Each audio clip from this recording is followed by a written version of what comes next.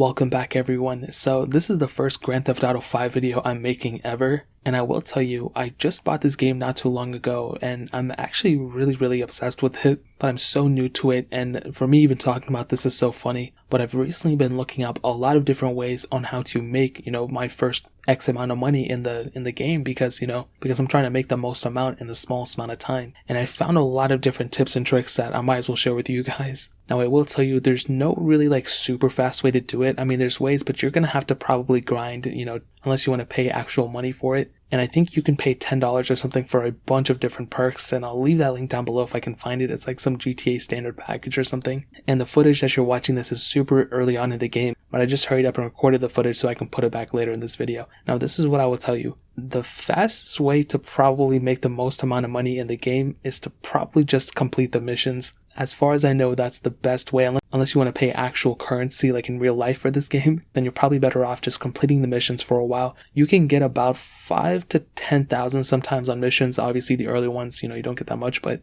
if you keep grinding those out, you will be able to collect a certain amount at the end of it, especially if you complete them fast and efficiently and all that. Now at around that $50,000 mark, okay, I know that sounds like a lot, but you can probably get it early on. You can actually get that access to the VIP menu, and once you have access to the VIP menu, it'll give you a ton of different options.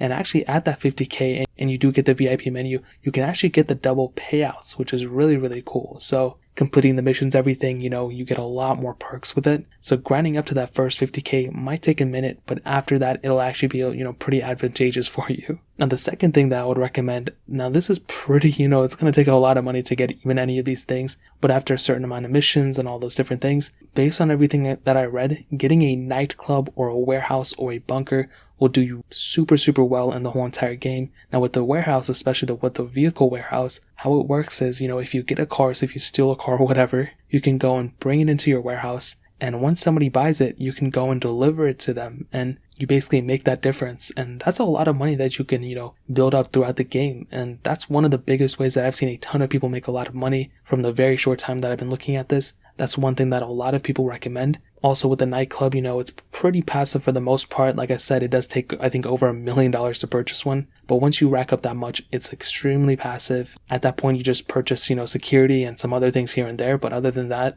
it's a pretty passive way to making money in the game too. Now the bunker is actually very interesting. So basically, it allows you to get supplies, store it in your bunker, and deliver them later, and you make money basically when it keeps appreciating over time. So that's another very cool thing that I saw as well. Now, client jobs are another big thing with GTA Online, so I'd recommend you guys to go and do some client jobs within the whole entire game as well. Now, this next thing is another thing which probably will take a ton of money, but getting a CEO office, it'll cost $1 million for at least the base office, but from everything that I've read, it's worth it. You get all the benefits from the VIP and the bodyguard, so those will carry over with you when you get a CEO office. And when you get properties and warehouses and all that stuff, it'll actually give you new vehicles within those too, which is really cool. And you'll be able to get way more benefits overall once you do get a CEO office. You'll have no bank balance requirement, and you'll always have uptime as a CEO as well. And that's probably one of the better ways to go about it. Making the most amount of money with GTA 5 Online is to get the CEO office, even the base one, and you can go ahead and upgrade later on.